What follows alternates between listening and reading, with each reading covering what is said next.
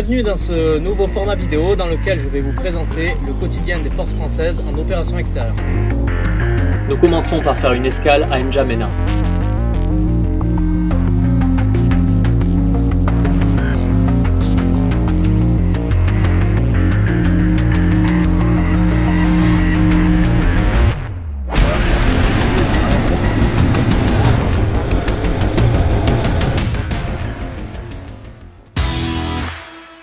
Le jour du départ pour Difa est enfin arrivé.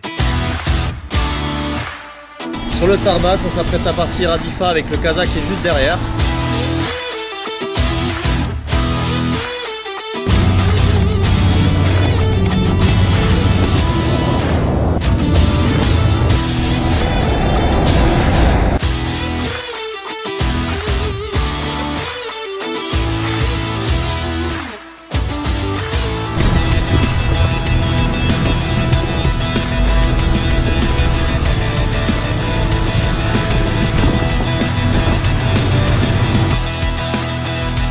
La ville de Difa est située au milieu du désert, à proximité du fleuve de la Komadougou. Je viens d'arriver sur le camp de Difa, petite suée pour se garer quand même, parce qu'il n'y a vraiment pas d'espace. Nous sommes ici au Niger, dans le cadre de l'opération Barkhane, et plus précisément au fort de Difa. Rien ne sert de s'affoler sur les images qui vont être divulguées, car les informations sensibles sont masquées, et puis le camp a définitivement fermé.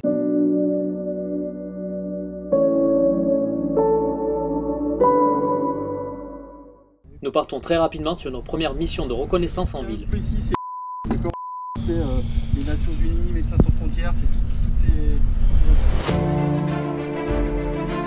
Cette présence en ville permettait de rassurer la population. Nous avons montré à maintes reprises notre soutien pour leur nation.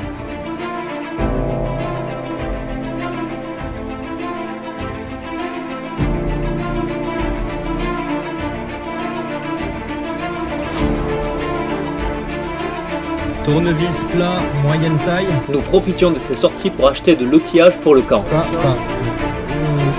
prends. Ok, il y en a 10. Nickel, parfait. Est-ce que je peux avoir les prix?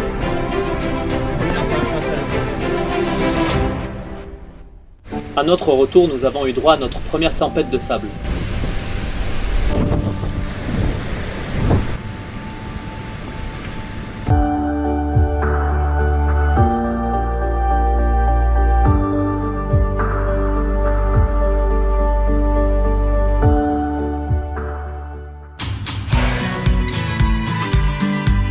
Une OPEX, c'est aussi le meilleur moment pour se remettre des objectifs de performance en sport. D'autant plus que s'entraîner sous 40 degrés favorise l'adaptation en milieu difficile. On en a chié au début, mais à force, nous étions acclimatés.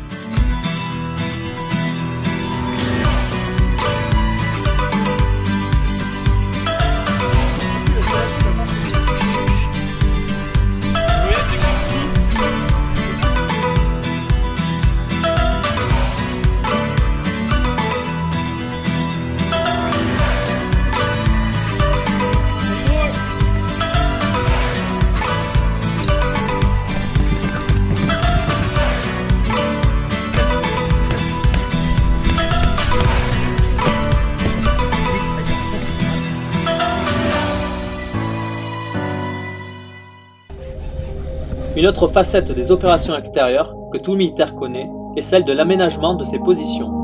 Qu'est-ce qui s'est passé? On est en train de rebrancher notre frigo qui était déplacé.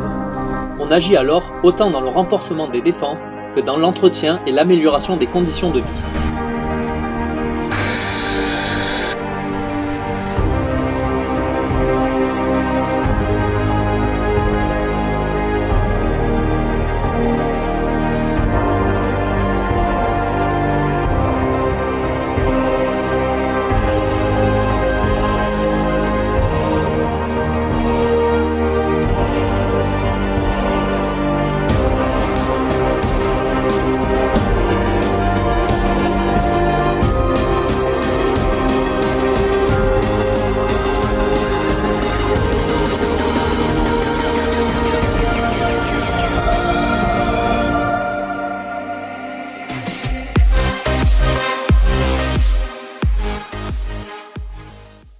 Après des journées entières de travaux, il faut aussi savoir se détendre.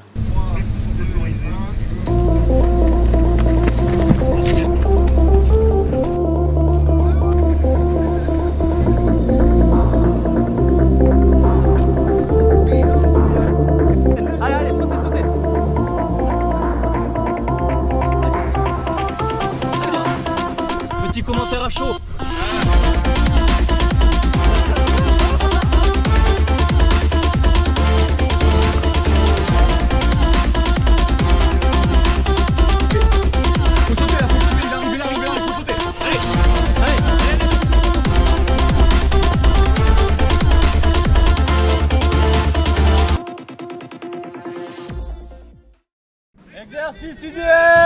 Puis, à tout moment, reviennent très souvent les exercices de préparation à d'éventuelles attaques.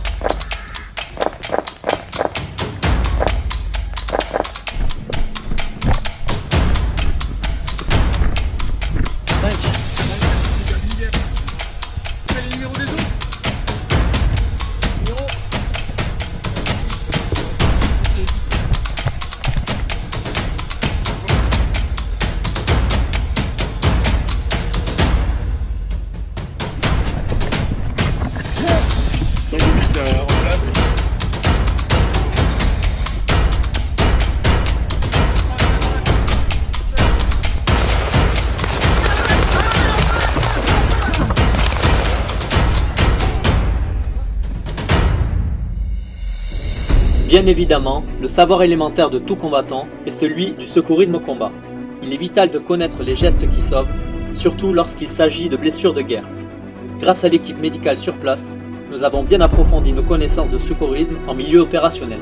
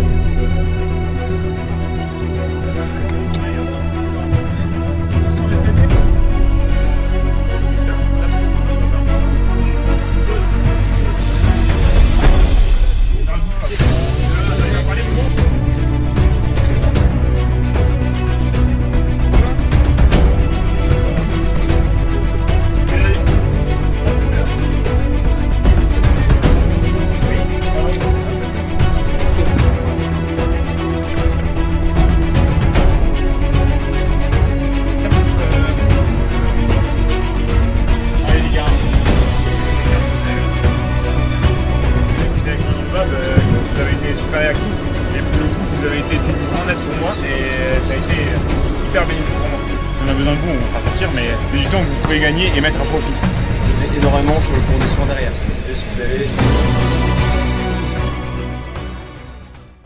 La situation d'insécurité qui règne aux alentours de notre région nous rappelle toujours à l'ordre.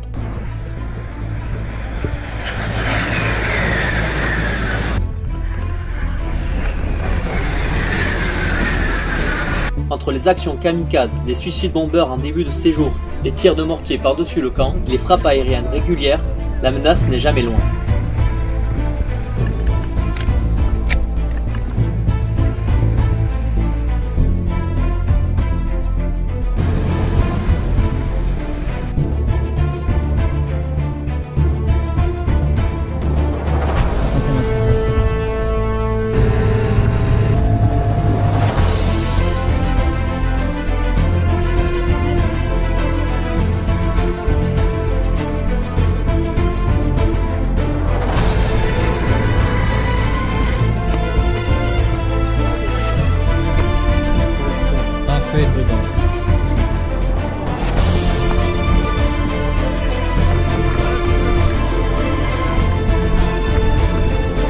Prochaine étape, allez.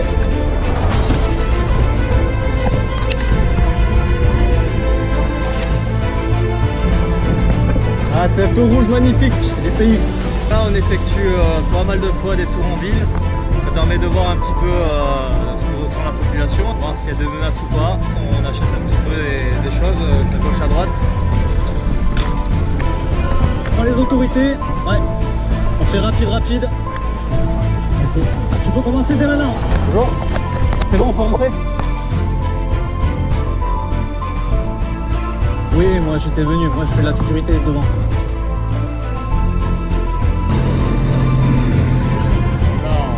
Ouais, on a entendu.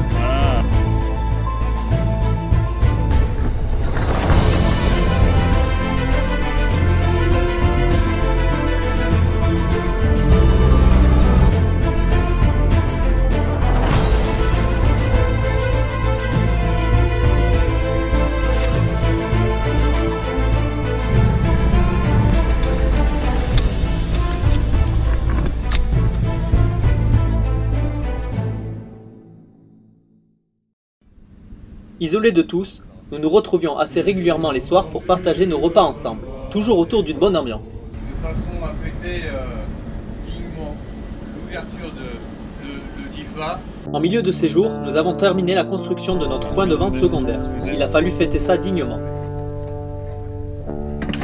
Voilà, là je crois qu'on se met bien.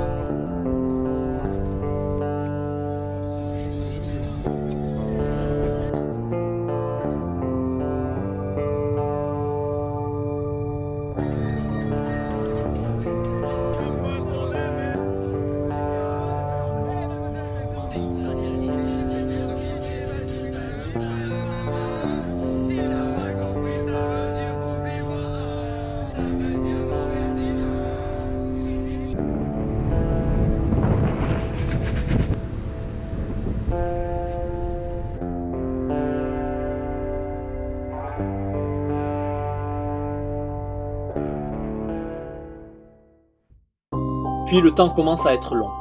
L'éloignement des proches pour certains commence à se faire sentir. L'approche de la fin de ces jours se fait de plus en plus désirée. Mais pourtant, nous n'en sommes même pas à la moitié de notre mandat. Il faut savoir tenir bon jusqu'au bout.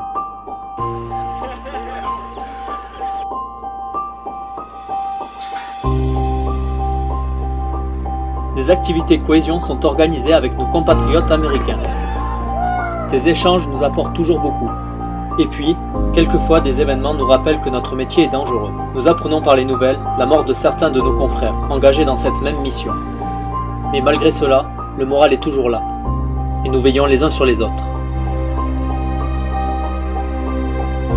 Ces missions sont toujours riches en rencontres.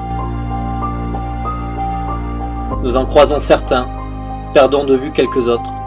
Et puis, quelques années après, sur un autre territoire, il n'est pas rare de retomber sur quelques têtes connues. C'est ma première mission, on est ici depuis 1 mois et demi. Je peux te dire qu'il y a une certaine monotonie qui s'installe, mais par le biais des séances de tir ou des diverses sorties qu'on peut faire, ça permet de casser un petit peu la monotonie. Que vous devez essayer de poser, c'est un verre minimum pour avoir un débit suffisant pour pouvoir remplir le micro.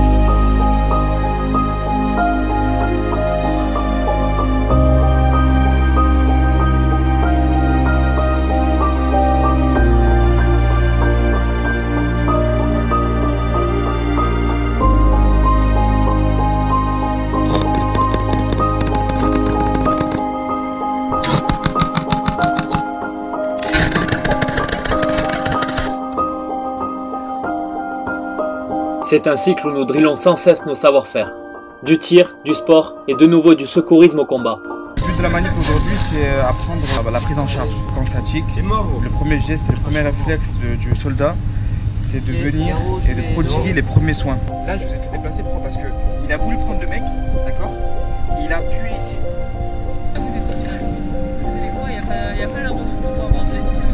Donc tous les militaires actuels sont du niveau SC1, donc sauvetage au combat de niveau 1. Ils sont tous en mesure de prendre en charge les 10 premières minutes lors d'une prise à partie, donc sur la blessure de guerre. Nous viendra ensuite notre spé d'auxiliaire sanitaire. Moi par exemple j'ai aussi la SSI, donc c'est l'auxiliaire sanitaire en situation isolée, qui me permettent de partir toute seule avec un groupe de combat sans médecin et sans infirmier. À chaque fois qu'on fait un geste, on vérifie l'efficacité. Donc là vous êtes en train de former les combattants en SC1.